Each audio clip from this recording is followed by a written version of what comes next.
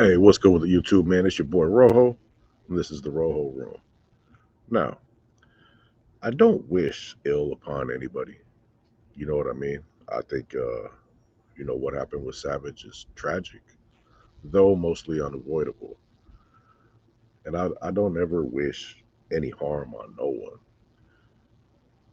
But people have asked me, who do you think's next? And I wasn't going to touch on it because, it perpetuates violence and negativity. However, I am going to say my thoughts, and only because I think this could serve as kind of a warning. I mean, not for me. I ain't gonna do nothing to nobody. I'm just trying to chill, go to work, raise my kids, etc. But let's keep it real. there's people that continue to write checks. They're they don't got no money in the bank, man. That shit's gonna bounce, and it's gonna bounce right back and hit them in the mouth. And after debating, and what sealed the deal for me yesterday was a subscriber and a friend of mine sent me a video of Charleston White. Now, we know what he's about, we know what he does, and the level of ignorance that comes from this human being is is second to none, man. Now, not only did he, diss the children during that incident in Uvalde, Texas, but he doubled down yesterday.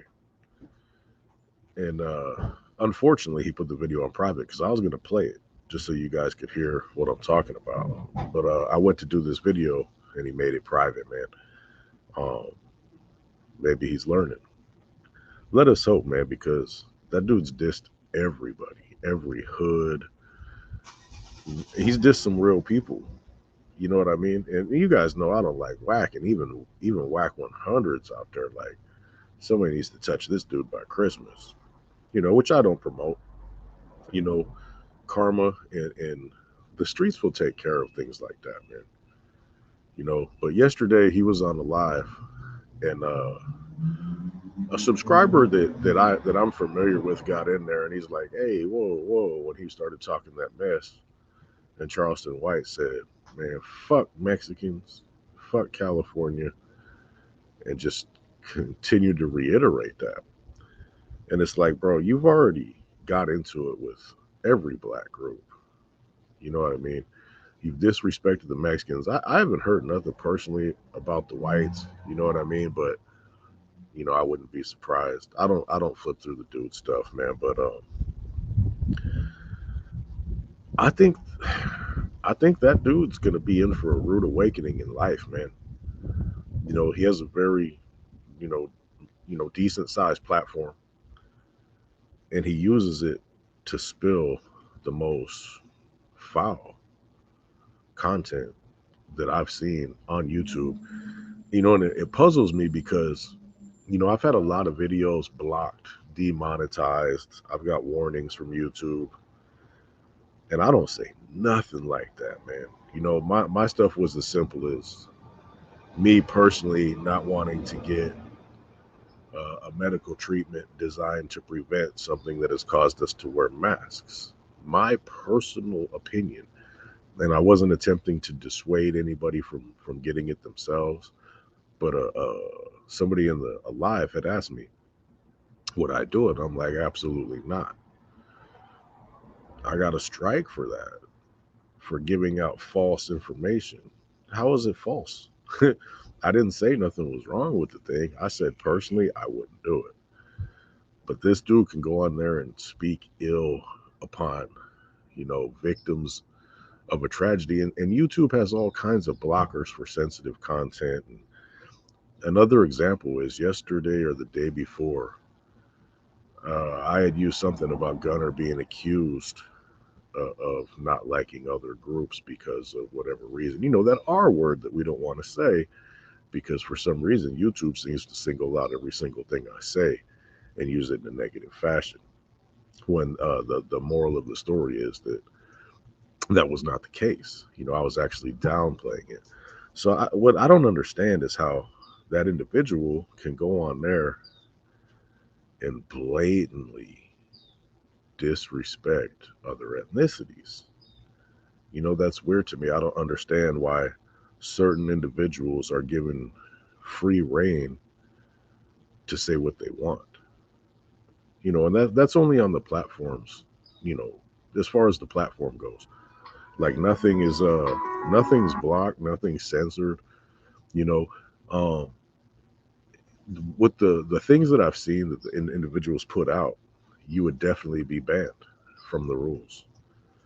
And am I wishing for him to be banned? No, because one thing I do believe in is the First Amendment and free speech. If that's how he feels, that's how he feels. But at the same time, feelings, you know, can't coming out in the way of words offend other people, and sometimes there's going to be consequences for those actions. And I mean, bro, this dude is insane. Like I didn't even want to touch on this dude no more because you know he's getting shine or whatever. He's already got shine. He's already got a good platform, and he's got a lot of supporters, unfortunately, that stand behind the rhetoric and ignorant viewpoints that this individual possesses. I mean, I'm trying to imagine if it was a white dude or somebody else saying these things, how long they would last. And it blows my mind because this dude is foul. And personally, I'd like to put them things on him bad. One of them things where the only thing that'll make me stop is police or you know, my intended targets motionless. And that's just keeping it straight up. But you ain't got to worry about me no more because I'm not involved in that kind of stuff, man. I ain't got time for it. Now, if I seen you somewhere at the store, would it be different? Who knows? Probably. Because the motherfucker's got a smart mouth, man.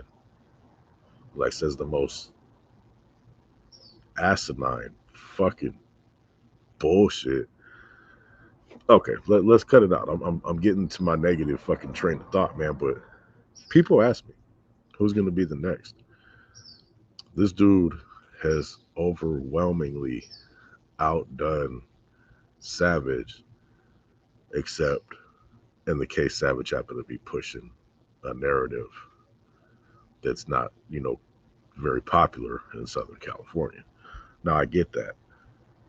But when you say fuck Mexicans and you're happy that, you know, X amount of Mexican children were slain and you wish it would have been more and you would have done it too and whatnot, you've offended way more than a local, a fairly localized group in Southern California like Savage did. You've offended Mexican Americans nationwide. You've offended Bloods. You've offended Crips. And I've seen you, bro. You're built like a ballerina, bro. Like your jaw doesn't have the capabilities to defend itself against the thing that comes off your tongue. You know what I mean? Everybody knows you're a bona fide snitch. Everybody knows you're feminine built. Everybody knows you're soft. Everyone knows you're a informant. Everyone always already knows this stuff, and that might be why nobody's came and rang your bell yet. But I